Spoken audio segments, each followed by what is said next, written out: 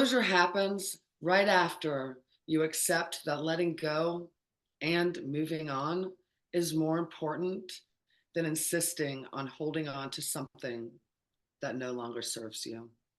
Tony Robbins. Thank you all for joining us for our 25th episode of Sex, Drugs, and Spirituality.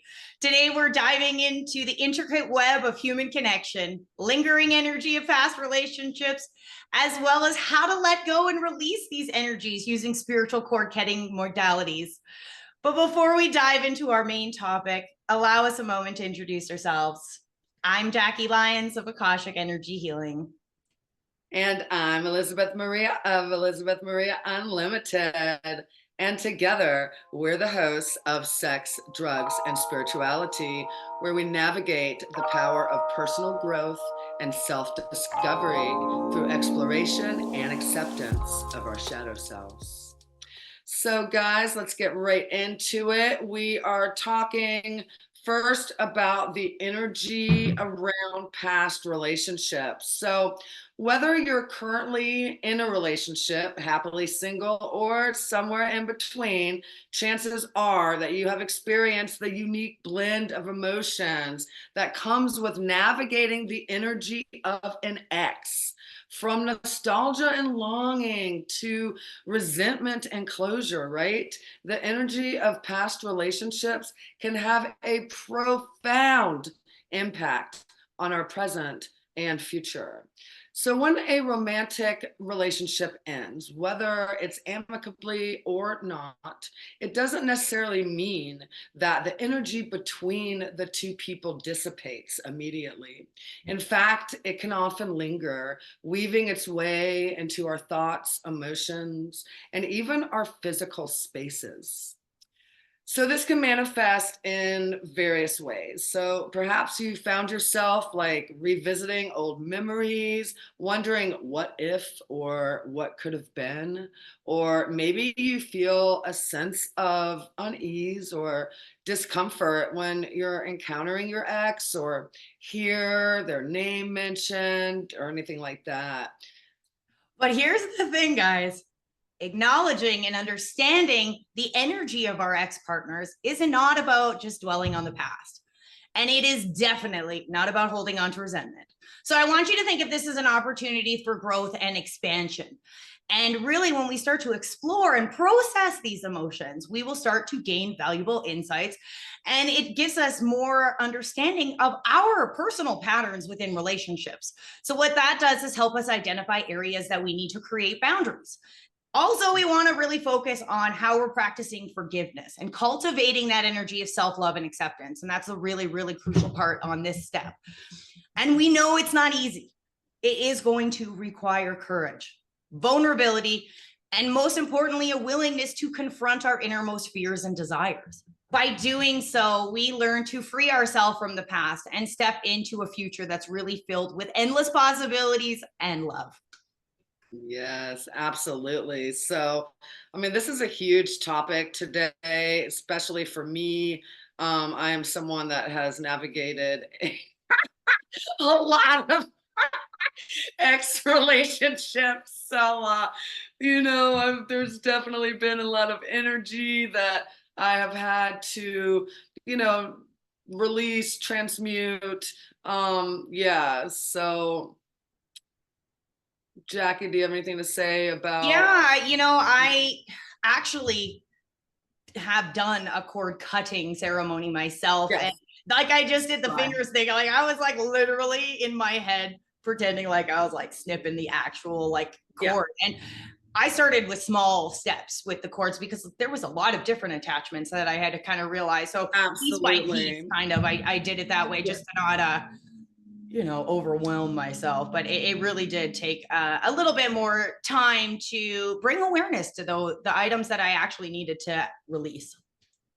Right. And I also have done cord cutting ceremonies. And I think that when we get a little bit farther in the podcast, we can give some examples. Mm. But, I think first is knowing that we do have, in the spiritual community, they call them like kind of energy attachments, right? I mean, we are energy.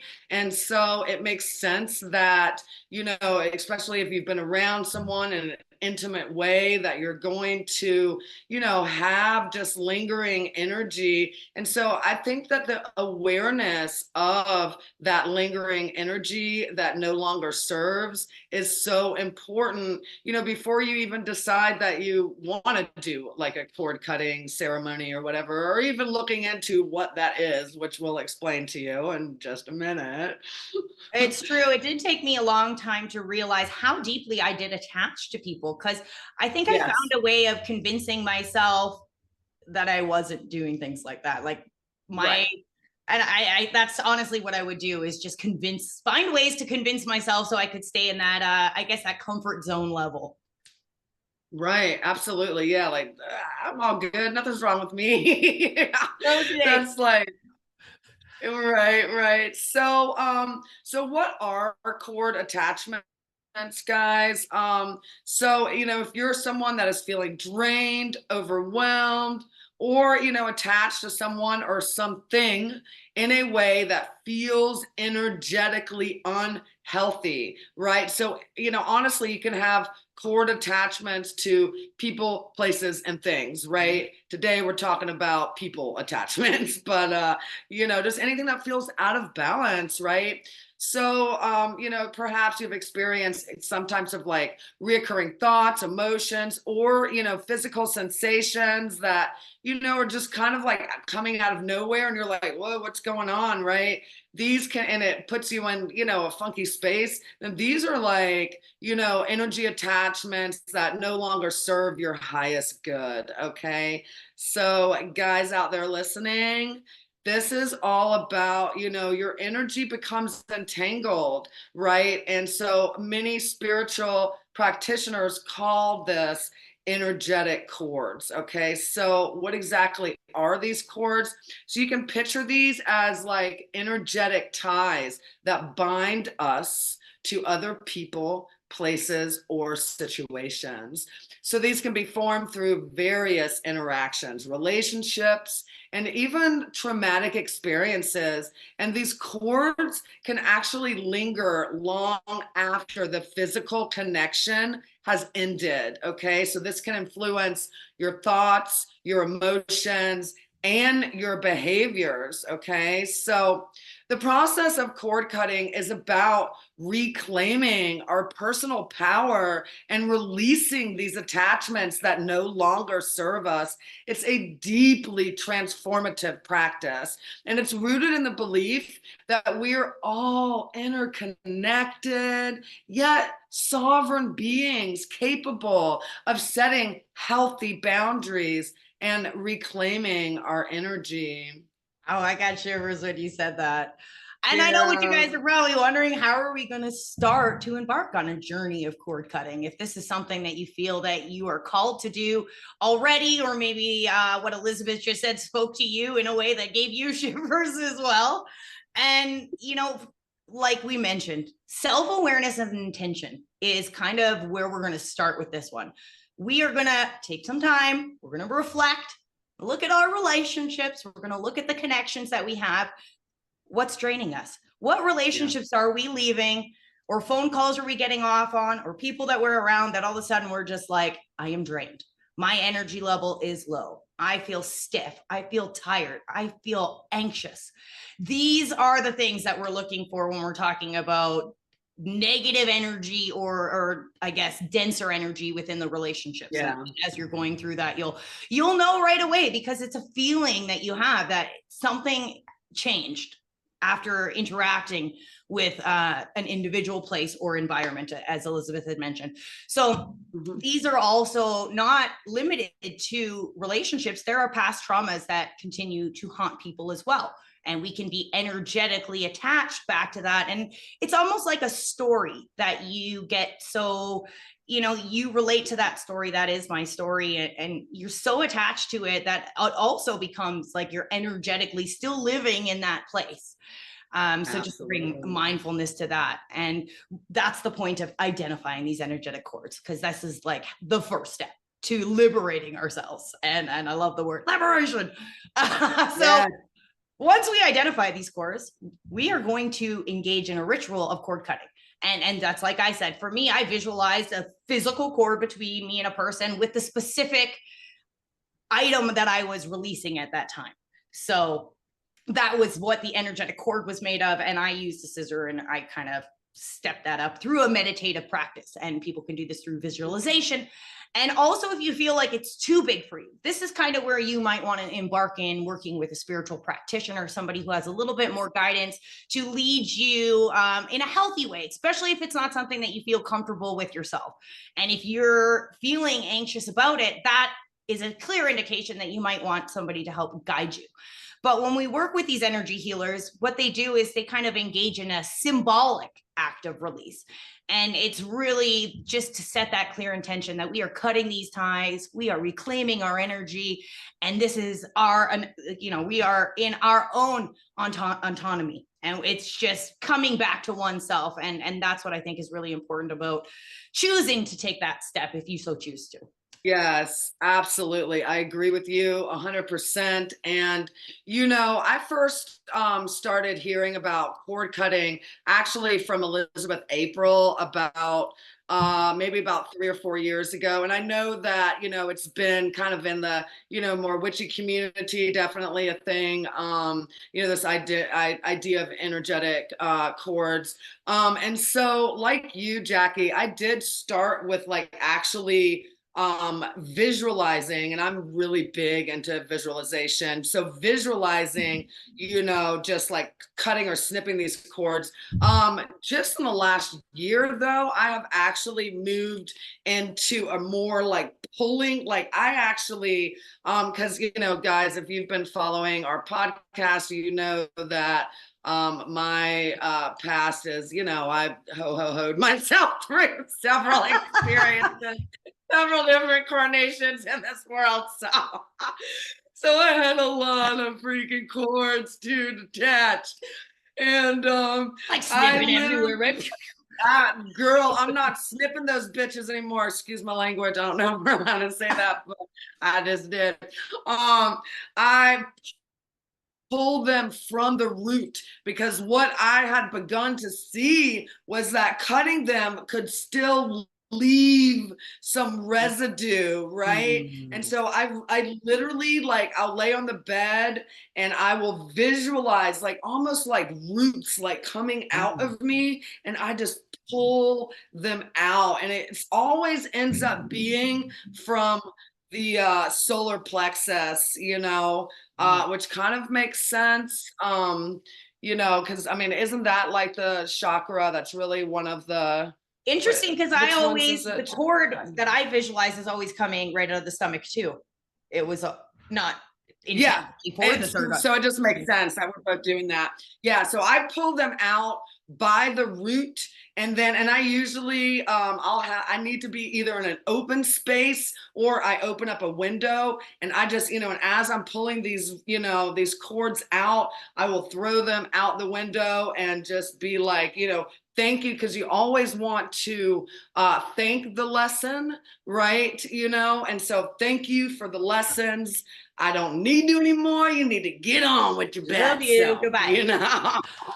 I think that is so smart. And I never thought of it that way. But like, yes, because if you cut it, there's still kind of that, like weeding. You know, if you weed out with from the root, it doesn't come back. But if you just chopped off the head, all of a sudden you got like dandelions everywhere again. Yeah, exactly. And I mean, and that can really be about, you know, because I was noticing that people from my past just kept on like popping back up, and it's like freaking whack-a-mole. You're trying to like get them back down, and then it's like, oh, okay, I need to pull them out. I can see you with your whack-a-mole stick, like just no, not you, not you. Not you either.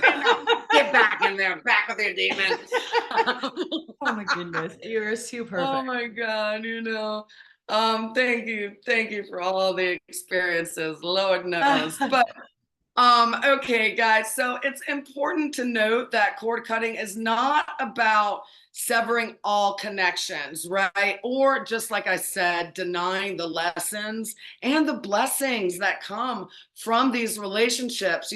I am someone very hard-headed. I have had to, go kind of, and I think we're going to definitely do an episode on like the idea of the pressure and the diamond, so I've had to go down that route, very, very, very, very, very, very stubborn. And, you know, so it took me a lot of experiential learning to get, but from every relationship that didn't work, I learned what didn't, like you learn from what doesn't work just as much as you learn from what does work. And that's, unfortunately had to, kind of be my path. But this Sometimes is even more you learn too. right, absolutely. And so this is all about releasing what no longer serves our highest good. And so, you can again, release with love. Thank you for the lessons. Thank you. No admonishment. No, oh my God, like admonishing yourself. I can't believe I dated that dude. What the F was I thinking? Because none of that, it doesn't matter. We're all where we're at when we're there.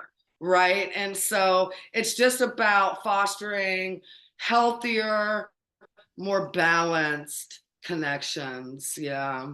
I love it. Well, and since we have a little bit of time left, I thought I would kind of bring awareness to something else that I noticed with my energetic attachments is that they were also very deeply rooted in my cognitive behaviors. And it became a pattern for me to kind of engage in the same behaviors in each relationship. And I'm not one that, paid attention to what wasn't working at first because I was so focused on, this portraying this image that I thought was an image of perfection, or what that once I got to this status and it looked this way, like that's where happiness would lie or something. So I was able to very easily block out anything that did not fit that vision. And it's funny to see how easily I was able to almost convince myself of those things. So it was really, like we said, that the patterns that kind of led to that energetic attachment was so important to be aware of. And now going forward, I can see that I am actually noticing that, hey, things are popping up. And I like to think of it as the universe giving me a chance to display all of the stuff I have learned. And just kind of like you in the last little while, all of these X's kind of started popping back up. Right. With similar patterns that they used to have. Like, I'm a very big people pleaser. So, you come at me with an apology from 20 years ago that I needed 20 years ago, but I'm not, and then all of a sudden you're like, well, I needed some money. And I'm like, oh, okay, they remember me. Right. But I remember old me too. So I was really able to catch that earlier on. I'm like, thank you for the apology of what happened 20 years ago. I appreciate it. Should have happened 20 years ago. But no, sorry. I'm, now I know my boundaries. I know what I'm able to give, and I'm not able to exist in this thing. And thank you, universe, for giving me that opportunity to show that I did label that pattern. I did see it, and I was able to cut another cord, or I was able to stop a cord from being attached again. Exactly. And like the idea of the patterns being I always call them like hell loops, so it's like these patterns or these loops that no longer serve you, being able to, because again, these energetic cords are connecting to people, places, or things, right? So things can be those patterns in your life that no longer serve, and especially around relationship. And like Jackie said earlier, it's all about like being able to rise above and beginning to see, these patterns that we're wanting to disengage with, right? Like pull that stuff out by the root, throw it on out the window, and make space for all the beauty, all the new, all the wonderful ways to, connect to yourself, as a whole, healthy and happy person. Yeah. And then just another thing that I do want to know, that let people know that some of these cords are not ready to be cut. there might be lessons that you have not learned yet. Right. It has not been integrated. So if you're doing a cutting ceremony and it's continuing to come up, now it's time to start asking yourself, what am I missing? What is the lesson that I have not learned about this cycle that's continuing? Because you're not going to be able to cut cords on situations that the karma has not been cleared. If you have not reshaped that karma, that cycle has to play out until you gain that understanding and awareness and been able to release it properly. So there are situations in which we might not be able to, or you might not be successful. So if you were already challenged in that, just to let you know, dig a bit deeper. Absolutely. A bit deeper. Yeah. And I feel like, you know, you're only ready to see what you're ready to see, you know, and, you know, so through this process, guys, it's so important to just stay gentle with yourself and just, you know that, you know, with every step forward that you take, you know, I mean, it's the right step at the right time, you know. So, yeah, thank you, Jackie, for adding that. No problem. And I just really want everybody to trust the process. I know it's not as easy as we're saying, and it took us a long time to trust the process, but it is just, you just keep showing up for the universe, and we're showing the universe how to respond to us. So if we keep accepting mediocre, the universe will keep sending us mediocre. So when we know we deserve more, the universe follows suit really quick. So thank you guys. People. For sure. And you know what? You're worthy of this healing and you're worthy of this liberation. So do not ever doubt yourself. Keep pushing forward. Thank you for joining us on this episode of Sex, Drugs, and Spirituality. May you find the courage to release what no longer serves you and embrace the boundless potential that lies within. Until next time, friends, stay curious, stay compassionate, and release what no longer serves you. If you have questions for us to explore on our show or any other questions concerning our podcast, email us at sexdrugsandspiritualitypodcast@gmail.com. And if you'd like to contact us about any of our client offerings, please click the scheduling link. And we look forward to connecting with you guys, our spiritual community, every week to explore and integrate the shadow side of our reality. Thanks, guys. Love and light. Love. Hey, guys, I just wanted to thank you all so much for joining us for our first season of Sex, Drugs, and Spirituality on Spotify and on YouTube. And Jackie, do you want to tell them about our wonderful news? I could not hold it in any longer, but you guys, our podcast has been picked up by Ethereal. So you can stay tuned for a new kind of revamped look of what our podcast is going to look like. And it is going to be streaming weekly starting mid to the end June. So thank you guys so much. This journey's been amazing. Elizabeth, I can't believe we're doing this together and we're taking the next step, baby. I love it. I love it. So guys, follow us on Ethereal TV for our next episode of Sex, Drugs, and Spirituality. So much love and light. Love and light. Bye.